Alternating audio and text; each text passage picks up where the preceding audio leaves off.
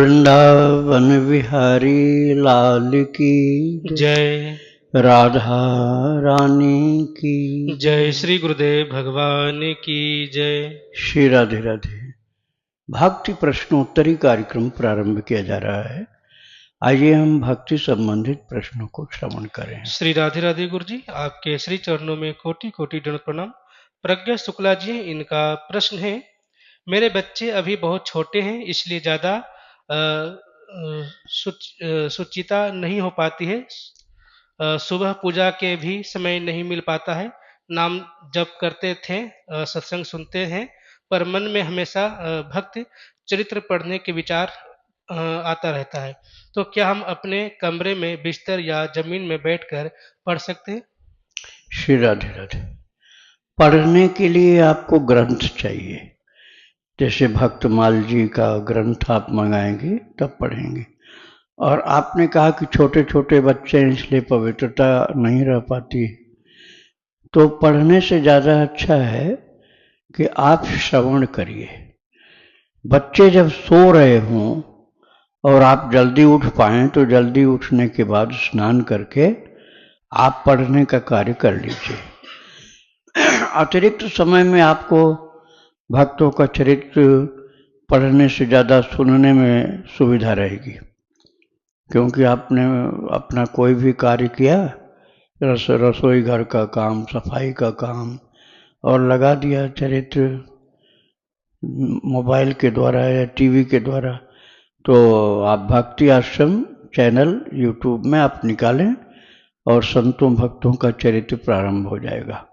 तो आप सुनते भी रहें और शरीर से अपना कार्य भी करते रहें, तो ये आपको लाभ है। और आप पढ़ना चाहेंगे तो उसके लिए आपको जल्दी उठना होगा। बच्चे लोग सो रहे हों तब आप पढ़ सकते हैं। श्री राधे राधे। मुंबई से गुरु जी, इनका प्रश्न है, मैं जब मासिक धर्म में होती हूँ तब मेरी बेटी को बोलती हूँ कि वो ठाकुर जी के लिए थोड़ा कुछ बना लेती है, लेकिन बाकी सब के लिए मुझे ही बनाना पड़ता है, क्योंकि मेरी बेटी अभी पूरी रसोई नहीं संभाल सकती है और पतिदेव इन सबको नहीं मानते हैं, इसलिए सभी सामग्री को मुझे छूना पड़ता है और उसी रसोई में बनाना पड़ता है। तो क्या सब अशुद्ध हो जाता है? दोबारा ठाकुर जी के लिए बना सकते हैं? कुछ लोग कहते हैं कि 4 दिन अन्न का भोग मत लगाओ, ड्राई फ्रूट रख दिया करो। मुझे क्या करना चाहिए, कृपया मार्गदर्शन करें। देखो, कर्मकांड के हिसाब से तो सब वर्जित है अशुद्ध अवस्था में, लेकिन भगवान के प्रेम में कोई कर्मकांड कभी किसी को रोक नहीं पाया। वो जूठा बेर भी खाते हैं और भीलनी के यहाँ भी जाते हैं और ग्वाल बालों का मुंह चाट लेते हैं, कड़ी लगी हुई मुंह को भी चाट लेते हैं। वो कहते हैं मेरा पेट भर गया इसी से। तो जहाँ प्रेम है वहाँ की बात है, और प्रेम नहीं है तो कर्मकांड को मानो। और यदि प्रभु से प्रेम है तो कर्मकांड से आप ऊपर जा चुके हो, बस प्रेम का ही शासन चलेगा वहाँ। श्री राधे राधे। इनका दूसरा प्रश्न है, जब मैं एकादशी व्रत की कथा सुनती हूँ तब मेरी बेटी भी साथ में सुनती है। वो पूछती है कि एकादशी के व्रत से बड़े बड़े पाप मिट जाते हैं, तो बड़े बड़े भक्तों को कष्ट क्यों मिलते हैं? वो तो पूरे नियम से निर्जला एकादशी व्रत करते हैं और भीष्म पितामह को से सैया क्यों मिली? वो तो महान भक्त थे, उनका एक पाप 100 जन्म की भक्ति से भी क्यों नहीं मिटा? मैं उसको क्या उत्तर दूं, कृपया मार्गदर्शन करें। हाँ, उसको आपको ये बताना है कि पाप जो शरीर के प्रारब्ध के अनुसार तो भुगतना पड़ रहा है, लेकिन ये जो कोई भक्त है, साधक, अच्छा साधक है, प्रभु का प्रेमी भक्त है, तो उस अवस्था में भी शरीर पर उसका ध्यान नहीं रहता। शरीर उसका रहता है देखने वालों के लिए दुख पाता हुआ। और उससे पूछा जाए तुम कहाँ थे, बोलेगा हम तो निकुंज में थे। जैसे पोद्दार जी महाराज थे ना, अब पोद्दार जी को कैंसर था, अब मृत्यु काल में पेट में कैंसर था भयंकर रूप में, लेकिन जानने वाले जैसे राधा बाबा जैसे लोग ये जान पाए कि ये तो निकुंज में प्रिया प्रियतम के साथ हैं। शरीर का इनको पता ही नहीं है, तो शरीर का पता किसको था? देखने वाले को। ऐसे ही भीष्म पितामह के शरीर को देखने वाले कहते थे बड़ा कष्ट पा रहे हैं, लेकिन अंदर से वे हंसते रहते थे क्योंकि कृष्ण ने स्पर्श कर दिया था। भगवान कृष्ण ने अपना दिव्य करारविंद अपनी कृपा शक्ति के द्वारा भीष्म पितामह के शरीर पर चारों तरफ फिरा करके पीड़ा मुक्त कर दिया था, बिल्कुल एकदम पीड़ा मुक्त। आप समझ लीजिए सामान्य पुरुष को कोई पीड़ा हो सकती, उतनी भी उनको नहीं थी, और पूरा प्रवचन उनसे करवा रहे थे। आप पढ़ेंगे ना भीष्म पर्व और शांति पर्व, इन महाभारत के पर्वों में वर्णन है कि वो कहते थे युधिष्ठिर पूछो, पितामह से पूछो, जो भी इनको सुनाना होगा सब सुनाएंगे। अपना ज्ञान दे दिया था, अपनी शक्ति दे दिया था, अपनी कृपा कर दी थी, तो दिखलाई पड़ रहे थे कि बाणों की सैया पर हैं और थे ठाकुर जी के चरणों में वो। तो ऐसे ही जो महान भक्त होता है प्रारब्ध शरीर भोगता रहता है और वो प्रभु की भक्ति के रस में एकदम आनंदित रहता है। श्री राधे राधे। इनका आखिरी प्रश्न है, मेरे ससुर के भाई के घर बच्चे का जन्म हुआ है 6-7 दिन पहले। हमारे घर में जो नित्य नियम है वो चल रहा है, लेकिन क्या मैं मंदिर में दीपदान कर सकती हूँ कार्तिक मास के अंतिम दिनों में? देखो, सार्वजनिक मंदिर में आप नहीं कर सकते हो, लेकिन जो मंदिर आपके घर का है, आपके अपने घर के ठाकुर जी आपके बच्चे जैसे हैं, ये बात आप दूसरे मंदिरों में, आप सार्वजनिक मंदिर में नहीं लागू कर सकते हैं। तो वहाँ तो मत करना। आप अपने घर के ठाकुर जी को खूब प्रणाम करो, आरती करो और दीपदान भी करो। राधे राधे। अजय जी, इनका प्रश्न है, आनंदमयी माँ के भक्ति चरित्र वाले वीडियो में इस लाइन का क्या मतलब है? अभाव के और इंद्रियादि के कार्य त्याग होने पर अंतरात्मा जागृत होती है। अंतरात्मा जागृत होने का क्या मतलब है और ये होना क्यों जरूरी है? अंतरात्मा जागृत होने का मतलब हुआ कि शरीर से ध्यान हट जाता है और हम भगवान के अंश हैं, इसका पूरा पूरा बोध हो जाता है। बोध मतलब रियलाइज हो जाता है। हम रियलाइज कर लेते हैं कि हम शरीर नहीं हैं, न थे न आगे रहेंगे, हम आत्मा हैं, प्रभु के अंश। इसको उसका साक्षात्कार उसको होता रहता है कि हम कन्हैया के साथ पहले भी थे, अब हैं, आगे भी रहेंगे। सारी लीला आत्मा ज्ञान की होती है। वही जो आपका प्रश्न है उसका उत्तर। राधे राधे। इनका दूसरा प्रश्न है, वैष्णव संप्रदाय में या श्री कृष्ण राधा सियाराम आदि भक्ति के दीनता सहनशीलता सबसे जरूरी है, ऐसा आप संतजन गुरुजनों से सुना है। अगर ऐसा ना हो पा रहा हो और अंदर से ये लगे ऐसे बनना ही नहीं है और न ही बन पाएंगे, तो क्या किसी और संप्रदाय में जैसे शक्ति शिव आदि की उपासना में भी ये बात होना जरूरी है? क्या दीनता सहनशीलता के बिना किसी भी मार्ग से भगवत प्राप्ति मुक्ति पॉसिबल नहीं है?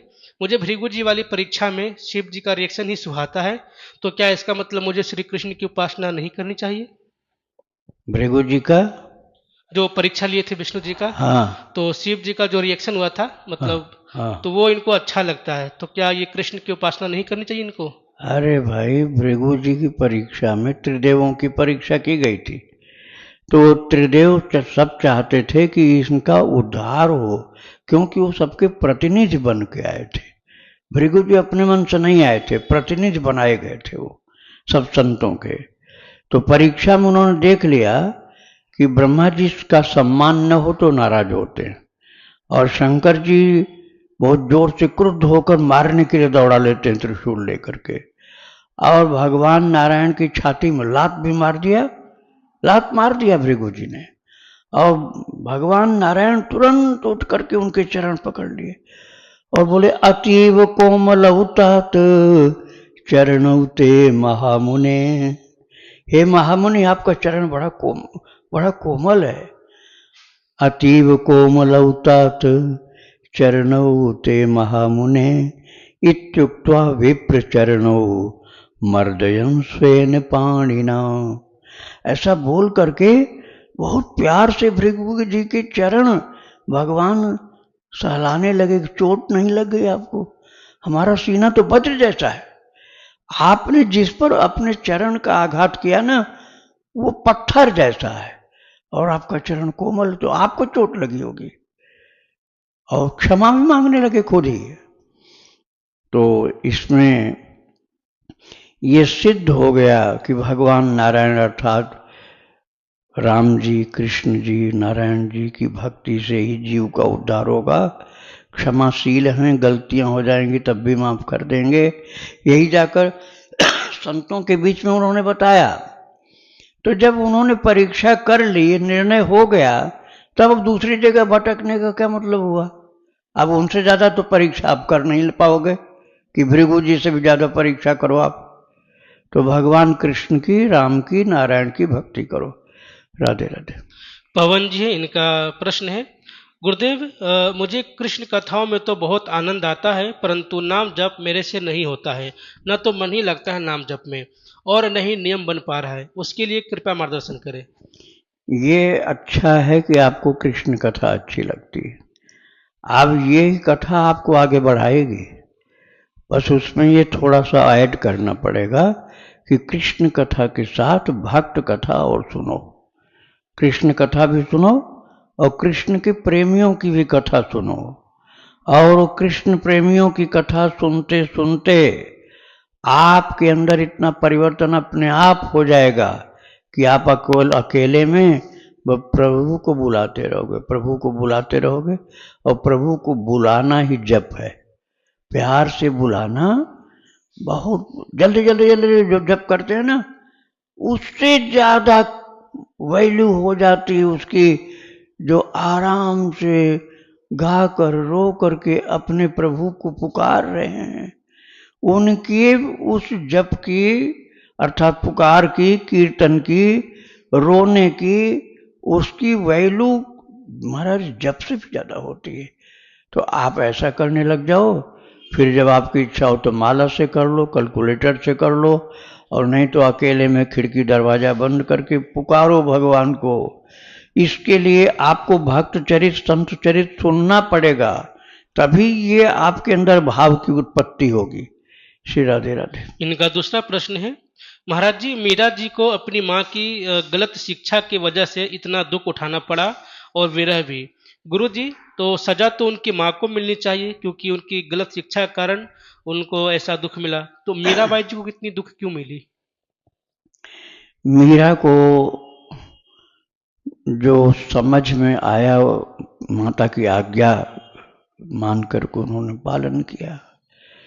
और जब उन्होंने, मैंने रसोपासना में सुनाया है कि जब प्रभु ने गोवर्धन धारण किया तो माधवी नाम की सखी थी, पिछले जन्म की बात है उनकी। तो माधवी सखी ये देखने लगी कि ये पहाड़ उठा कैसे है, कौन उठा रखा। खोजते खोजते पहुंच गई उस जगह जहां कन्हैया, 7 वर्ष की उम्र के कन्हैया, और कनिष्ठिका उंगली पर पर्वत उठाए। हैरान होकर के देखने लगी कि बालक कितना सुंदर और कितनी शक्ति कि पहाड़ को टिका लिया। महाराज वो 7 दिन 7 रात माधवी न सोई और न निगाह हटाई। मतलब उसने खाना पीना, लघु शंका, दीर्घ शंका सब छोड़ दिया, कुछ भी नहीं, कहीं हिलती नहीं, एकटक देख रही कृष्ण को। और तब उसके समझ में आया कि अरे ये बालक तो वही है जिसको न देखने के लिए माँ ने कहा था, कि उसको देखना नहीं, दिखाना नहीं अपने को। तब उसके समझ में आया कि माँ की शिक्षा गलत थी। तो देखो भाई, जितनी जानकारी जिसकी होती वही तो शिक्षा देता है। माता कोई शत्रु नहीं थी, लेकिन माता को यह ज्ञान नहीं था कि कृष्ण नाम का बालक जो बहुत चंचल है वो साक्षात ईश्वर है। ये माँ को ज्ञान नहीं था। माँ ने अपनी बेटी को जैसा ज्ञान था वैसा शिक्षा दिया था, तो इसलिए माँ को दंड नहीं मिला और माधवी को भी दंड नहीं मिला। माधवी को भगवान ने 7 रात 7 दिन दर्शन कराया और उसके बाद फिर एक बार दर्शन मिला। और फिर जब भगवान ने कहा था अब तू मुझे क्या दिखाएगी, तू ही मुझको देखने को तरसेगी, तो भगवान ने तरसने के लिए अगले जन्म की बात कही थी, लेकिन उसी जन्म में भगवान ने 7 दिन दर्शन करा दिया। तो फिर राधा रानी ने उनको आशीर्वाद दिया कि जो अगला जन्म आपका कलयुग में होगा उस समय कृष्ण आपके साथ बहुत क्रीड़ा करेंगे। वही मीराबाई हुई। तो किसी को दोष तब लगता ना जब जानबूझ के गलती करे। माधवी ने मां की आज्ञा का पालन किया और मां ने अज्ञानवश जो पुत्री के लिए धर्म समझती थी वो आदेश किया, तो इसलिए मां को कोई दंड नहीं दिया गया। और माधवी को भी थोड़े दिन तक परेशानी थी, दर्शन न मिल पाने के कारण सोचती थी कि मर जाए तो अच्छा रहेगा, लेकिन फिर उसने सोचा हो सकता है कभी फिर दर्शन मिल जाए, मरना ठीक नहीं होगा और कलयुग में भगवान के साथ में रहूंगी, ऐसा भी उसको वरदान मिल गया था। इसलिए वो इंतजार करती रही। इंतजार में सुख जो मिलता है ना भक्त ही जानता है। प्रतीक्षा भी भक्त को बहुत सुख देता है। आपको कभी प्रभु की प्रतीक्षा लगी नहीं शुरू हो जाए तब आप समझोगे। श्री राधे राधे। प्रश्न गुरु जी, क्या स्त्री को हवन करना चाहिए? स्त्री हवन में आहुति दे सकती है? और अगर नहीं दे सकती है तो भगवान सत्यनारायण की कथा, नवरात्रि इत्यादि पूजा में हवन कैसे होगा? क्योंकि कई बार पुरुष लोग घर पर नहीं होते हैं, तो क्या स्त्रियां हवन कर सकती है या नहीं? आप कर्मकांड की बात पूछ रहे हैं। भक्ति में हवन की आवश्यकता ही नहीं होती। भक्ति में नाम कीर्तन से ही सब यज्ञ हो जाते हैं, सब हवन हो जाते हैं। भगवान ने बताया गीता जी के 10वें अध्याय में, यज्ञानाम जप यज्ञोस्मि। भगवान ने कहा यज्ञों में मैं जप यज्ञ हूं। हवन भी एक प्रकार का यज्ञ है, लेकिन कलयुग के लिए, कलयुग के प्रारंभ होने के पहले ही भगवान ने द्वापर में कह दिया यज्ञानाम जप यज्ञोस्मि, मैं सब यज्ञों में जप यज्ञ हूं, अर्थात सर्वश्रेष्ठ यज्ञ जप यज्ञ। तो आप कोई भी जाति हो, कोई भी लिंग के हो, स्त्री पुरुष नपुंसक कोई भी हो, भगवान के नाम का जप करो, कीर्तन करो। बड़े बड़े यज्ञों से आप आगे काम कर रहे हो, जितना यज्ञों का फल मिलेगा उससे कई गुना ज्यादा आपको फल मिलेगा। श्री राधे राधे। राधा दासी जी हैं वृंदावन से, इनका प्रश्न है, महाराज जी कोई पड़ोस में कहीं कथा में जा रहे थे तो उनसे हमने नर्मदेश्वर मंगा लिए, पैसे देके हमने ले लिए। अब हम उनकी सेवा भी करने लगे हैं, तो क्या हमने किसी और से मंगवा कर कोई दोष तो नहीं लगा हमें? और हमारे मन में बड़ी शंका हो रही है। नहीं नहीं, दोष कुछ नहीं लगा। आप फ्री में लेते तब दोष लगता। आप उनसे कहते भैया हमको दे दो, हमको दे दो, और आप फ्री में ले लेते, कुछ भी नहीं देते, तब दोष लगता। अब आपने जो दिया है उसकी भेंट न्यौछावर जो भी आप कहेंगे उससे थोड़ा बढ़ा के देना चाहिए, क्योंकि उस व्यक्ति का आने जाने का किराया लगा है, कितनी समस्याएं आई होंगी, परेशानियां होंगी, तो इनके कारण से न्यौछावर से कुछ ज़्यादा आपको देना चाहिए। आप कुछ और दे दीजिए तो फिर कोई दोष नहीं। श्री राधे राधे। रेखा शुक्ला जी, इनका प्रश्न है, गुरुदेव मैं पिछले 5 वर्षों से एकादशी का व्रत कर रही हूँ, पर गुरुदेव मुझे पता नहीं था कि 10वीं युक्त एकादशी नहीं की जाती है। गुरुदेव मुझे ज्ञान नहीं था, अज्ञानता के कारण जिस दिन ज़्यादा समय तक एकादशी रहती थी, जैसे 7 बजे से सुबह एकादशी शुरू हो गई और दूसरे दिन द्वादशी के दिन 7 बजे तक ही है और दूसरे दिन 7 बजे खत्म हो रही है, तब मैं पहले दिन ही एकादशी करती थी, पर अभी पता चला कि 10वीं युक्त एकादशी करने पर नर्क की प्राप्ति होती है। गुरुदेव मुझसे भारी भूल हो गई है, अब उसके लिए मैं क्या करूं जिससे मुझ पर लगा हुआ पाप धुल जाए? मैं 1 साल से द्वादशी युक्त एकादशी ही करती हूं, क्या मेरे पाप क्षमा हो जाएंगे? अभी मैं कह रहा था ना कि अज्ञान में जब कोई गलती होती है तो उसका दंड नहीं मिलता। अनजाने में आपने अपनी समझ से एकादशी व्रत ही किया था। अब कोई आप इतने ज़्यादा ज्ञानी तो है नहीं कि कहीं गलती हो रही कि नहीं हो रही, तो आप भगवान से क्षमा मांग लो। और जो अब व्रत करेंगे, अब तो आप सही व्रत करेंगे, तो अब जो व्रत होगा उसको ठीक समय से करना है। क्षमा पहले प्रभु से मांग लो और सही समय पर व्रत करना। और उस दिन यदि सामर्थ्य आप हैं, सक्षम हैं, तो और भी लोगों को फलाहार कराइए।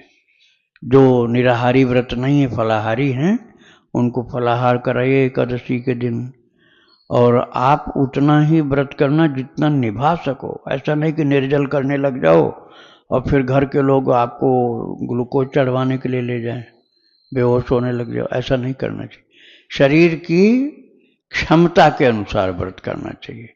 कीर्तन करवाओ, खूब कीर्तन करवाओ, खूब फलाहार बांटो और प्रभु से माफी मांग लो, वो सब गलतियां माफ हो जाएंगी और पुण्य लाभ और प्राप्त हो जाएगा, भक्ति का भी लाभ मिलेगा। श्री राधे राधे। इनका दूसरा प्रश्न है, गुरुदेव मैं हरे कृष्ण महामंत्र का जप करती हूँ, पर इसके साथ मैं क्या ओम गोविंदाय नमः, सीताराम नमः, ओम राधे कृष्ण नमः, इसकी एक एक माला जप कर सकती हूँ? जरूरत ही नहीं भाई। जब आप हरे राम हरे कृष्ण जप करते हैं, अब कल संतरण उपनिषद में ये ब्रह्मा जी ने नारद जी को बताया है कि कलयुग के प्राणियों के उद्धार के लिए क्या करना है। बोले हरे राम राम राम हरे हरे, हरे कृष्ण कृष्ण कृष्ण हरे हरे। ये कल संतरण उपनिषद में है, छोटा सा उपनिषद है, बहुत छोटा। लेकिन यदि कोई उन ऐसे हैं भक्त जिनके गुरुदेव ने पहले कृष्ण बताया है, जैसे हरे कृष्ण कृष्ण कृष्ण हरे हरे, हरे राम राम राम हरे हरे, गुरु जी ने ऐसा बताया है तो उनको वही करना चाहिए जो गुरु जी ने बताया। और यदि आपने दीक्षा नहीं ली है तो हरे राम राम राम हरे हरे, हरे कृष्ण कृष्ण कृष्ण हरे हरे, ये जप करिए। फिर जो आप और बता रहे हैं ना, उनके जपने की आवश्यकता ही नहीं, एक ही जप करते रहो, इसी से आपको सब कुछ मिलेगा। श्री राधे राधे। स्वामी जी जैसे हम रोज करते हैं ना जप में तो आनंद आता है, हाँ बहुत माला, लेकिन और भी समय बचता है, पढ़ते हैं फिर नींद भी आ जाती कभी कभी, हाँ, फिर सारा दिन हम दिनचर्या कैसे करें जल्दी भगवत अनुभूति हो। को आपका मन यदि जप में लगता है तो आप ज़्यादा समय उसी में दीजिए। लेकिन यदि आपने दीक्षा ली है ना, तो दीक्षा वाला जो मंत्र है सुबह जरूरी है, वही आगे भी जपती हैं क्या? हाँ हाँ, तो आप खूब करिए। भक्त चरितावली जरूर सुनो, ठीक है? भक्तों का चरित्र खूब सुनो, भक्तों का चरित्र खूब सुनो, और भक्त जो दीक्षा का मंत्र आप जपती हो वो जपते रहिए। हाँ ठीक है, लेकिन ये ध्यान रखना कि कोई आ जाए तो उससे दूसरी बातचीत मत करो, उससे हाथ जोड़ लो, माफी मांग लो कि हम ये सब बात नहीं कर पाएंगे। उनसे प्रार्थना करो कि आप भगवान की बात करिए तो हम कर सकते हैं, नहीं तो आपके समय को बर्बाद करते रहेंगे। या मौन उस समय हो जाओ, जब कोई आवे बस जब चालू कर दो और इशारा कर दो, वैसे उंगली मुंह पर रख के हम बोलेंगे नहीं, संकेत से ही, तो थोड़ी देर में चुप्पी साध के चले जाएंगे, वो भी मौन हो जाएंगे, क्योंकि समझ जाएंगे कि ये तो बोलने वाली ही नहीं, इसके पास बैठ के हम क्या करेंगे, अपने आप चले जाएंगे और आगे के लिए भी सुरक्षा मिल जाएगी, वो जल्दी से लौट के भी नहीं आएंगे। आप उनके स्वागत सत्कार में जो लग गए, खाने पीने को तो दे दो लेकिन बातचीत मत करो, नहीं बिल्कुल। उनसे हालचाल भी नहीं पूछो कि बच्चे ठीक है कि क्या है, तो समझ लो बाधक चला गया, अब फिर बाधक नहीं बनेगा वो। और भगवान का नाम बोलने के अलावा कुछ बोलना नहीं, सीताराम राधे श्याम बोल देना, उसके बाद कुछ नहीं बोलना, तो आपका पूरा समय भगवान की भक्ति में जाएगा। खान पान की शुद्धि तो आपकी होगी, तो भगवान को भोग लगा करके प्रसाद बांटो और आप भी वही प्रसाद लो, भोग लगा हुआ, ठीक है? चरित्र पढ़ना चाहो तो थोड़ी देर पढ़ो, उसके बाद सुनो, सुनने में ज़्यादा आनंद आएगा, पढ़ने में आंख पर भी जोर पड़ेगा, रोशनी भी चाहिए सही, और फिर थकान भी आंखों में आती है, उससे अच्छा सुनते रहिए। राधे राधे। स्वामी जी राधे राधे। राधे। पहले मेरा आपको प्रणाम करता हूँ, कोटि कोटि प्रणाम है। मैं अपनी व्यथा जो है 2-3 मिनट लूंगा, सारी एक बार में बता दूं या अलग अलग एक एक करके? बात, एक बार करके। सबसे पहले मेरे को ये है कि मेरे को कोई इच्छा तो रहती नहीं, ना है, ना कोई प्रॉब्लम है, ना कोई मृत्यु को डर, कुछ भी नहीं है, मैं कुछ नहीं सोचता। मेरे को ये है कि जैसे घर में ऐसे खाली बैठा रहता हूँ, मैं बात नहीं करता हूँ, तो अभी इनको ऐसे लगेगा आप खुश नहीं हो, कुछ बोलो। मेरे को किसी से जब मन में है ही नहीं, हाँ कभी आता है तो बस भगवान का ही नाम आएगा, नहीं तो मैं जब कुछ इच्छा ही नहीं है तो मैं सिर्फ जब भी दिल करता है खाली बैठे हुए अपने गुरु मंत्र, एक राधा कृष्ण हैं, जय गुरुदेव, या राधा कृष्ण शरणम मम्मा, बस। या हम्म। लेकिन मानसिक करता हूँ। हाँ ठीक है, ठीक है। सही करते। तो मैं को सिर्फ ये तो ये पूछना है कि जो मंत्र है, मैं उसको मानसिक सुबह शाम या किसी भी अवस्था में बैठा हूँ मैं कर सकता हूँ? पहला मेरा ये है। मानसिक करने वाले को नहाना भी जरूरी नहीं होता, आप कर सकते हैं, हमेशा कर सकते नहीं, जैसे लेटा हुआ हूँ तभी कर सकता हूँ। हैं, लेटे हुए भी। हाँ हाँ वही तो ये मेरा मेन प्रश्न ये था। हाँ, लेटे हुए भी आप कर सकते अच्छा, हैं। अब जैसे ये कहते हैं आप खुश नहीं रहते, उसके लिए मैं कैसे खुशी दिखाऊं? हाँ क्या? ये कहते हैं ये कि आप हाँ, खुश नहीं रहते, उदास खुश रहते रहे हो, तो बातचीत इनके करो। सामने हंस दिया करो थोड़ा। हैं? नहीं, बात सभी जी। हाँ, ये हाँ कह रहे हैं ना। तो तो आप मैंने कहा मेरे को परेशानी तो है नहीं कोई। तो आप थोड़ा सा प्रफुल्लित हो जाए करो, वही तो पूछ रहा हूं, कैसे हो? जैसे अभी हुए हो, जैसे अभी हुए हो आप ऐसे। वो तो आपकी वजह से हो रहा है। चलो ठीक। समझिए, अभी एक और चीज हो रहा है हम्म। जो मेरे को जिंदगी में बहुत ज्यादा परेशान करती है। एक चीज और भी अभी शुरू से ही है, बचपन से, कि अभी आपने मनुष्य जीवन में ये बताया था, ये जो भीष्म पितामह का, कि जैसे कि जो भगवान के चरणों में हम मनुष्य रूप में है ना, तो जब भगवान के बिल्कुल चरणों में या उनके उसमें हमारा दिल होगा, तो वो जो शरीर का जो भान है वो नहीं होगा, हम्म। है ना, तो उसको पता नहीं चलेगा। लेकिन मेरी परेशानी ये नहीं है, ये है, लेकिन मेरी परेशानी एक तो ये है कि मैं सोचता हूँ कि जितने भी जीव जंतु हैं या मनुष्य हैं, प्राणी, मेरे से उनका किसी का दुख नहीं देखा जाता। तो हाँ उसमें क्या होता है कि मैं हर मूवमेंट में देखे तो जिया ही नहीं जाता, क्या करें, किसी का नहीं देखा जाता। तो इसमें एक क्वेश्चन मेरा यही आ गया, एक तो आपने जवाब दे दिया कि जब जैसे कि एक शेर आया और वो हिरण को खाएगा, है ना, अब वो तो जानवर है, वो तो वो ये मनुष्य उसमें तो नहीं है, उसको तो नहीं है, और उसका भगवान ने बनाया ऐसे खाएगा। लेकिन जब वो खाता तो मेरे को लगता है मेरे को खाना, मेरे को मुश्किल होती है ना, क्योंकि मैं कैसे देखूं इसको, वो भी मेरे से नहीं कष्ट होता शायद। तो इसके लिए अभी क्या करें? एक तो ये हो गया, या जो अब मैं खाली बैठा रहता हूँ उसमें मेरे को जो है अभी बता दीजिए कि ये जाप करना शुरू कर दूं, ज्यादा कैसे? पहले करता था मैं जो भगवान का नाम, मेरे को तो ये लगता है कि जो भगवान जी हैं वो सारी बात मेरे को जानते हैं, और कितना जानते हैं, अगर मैं कहा बोलूंगा मेरे जानने से पहले जानते हैं। हाँ हाँ। तो मैं मांग भी नहीं सकता उनसे कुछ, और हम्म। मेरे को, मैं ये भी नहीं कहता हूँ मेरे से अलग ही नहीं है ना, मेरे को ये है कोई मोक्ष चाहिए मिट्टी चाहिए, नहीं। एक चीज रहती है, मैं कहता हूँ वो जो करेंगे ठीक करेंगे, तो हम क्या क्या चीज मांगे? वो तो बेवकूफी हो गई, मैं तो उनसे अलग ही हो जाऊंगा, मैं अलग तो हुई नहीं उनसे। आप ठीक हो अपनी जगह। देखो, जितना ही जीव निर्मल हृदय का होता है ना, सात्विक सरल होता है, तो उसको दूसरे का दुख बड़ा कष्टदायी लगता है। दूसरे कोई खुश हो, संपन्नता हो, किसी प्रकार का भी कष्ट न हो, तो उसको अच्छा लगता है कि चलो भाई बड़े सुख से हैं। और वो दुख में हो तो फिर अपने को परेशानी होती है। तो ये व्यक्ति की अंतरात्मा की पवित्रता का द्योतक होता है। तो आपका दिल ऐसा है, किसी का दुख देखकर दुखी हो जाते हैं, तो ये कोई गलत नहीं, ये भक्त का लक्षण होता है, ये होना ही चाहिए। और अब उसमें आप भगवान को सब करता धरता मानिए कि ठाकुर जी तो संपूर्ण सामर्थ्यवान हैं, जो जिसके लिए वो करते हैं वही जाने। अपने को तो सहन नहीं हो रहा, लेकिन ठाकुर जी जैसा जिसके लिए ठीक समझते वैसा करते हैं। वो सर्वज्ञ है, मैं तो अल्पज्ञ प्राणी हूँ। पता नहीं कौन सा इनका कर्म रहा होगा पिछले जन्मों का, जिसके कारण इनको दंड दिया जा रहा है। उस बात को तो हम लोग जानते नहीं हैं। जैसे किसी ने बहुत सताया हो प्राणियों को, तो अगला जन्म जब पशु पक्षी कीड़ा मकोड़ा सांप बिच्छू और शेर भालू का मिलता है उसको, तो मारा जाता है। वो सब मिलकर मारते हैं उसको।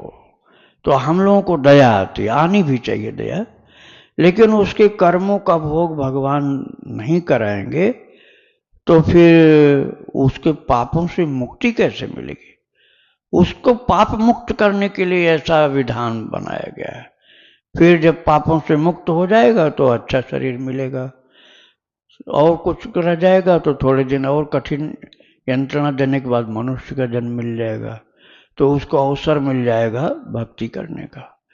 तो दंड मिलने से वो शुद्ध होता है, लेकिन हम दंड देकर शुद्ध नहीं कर सकते किसी को।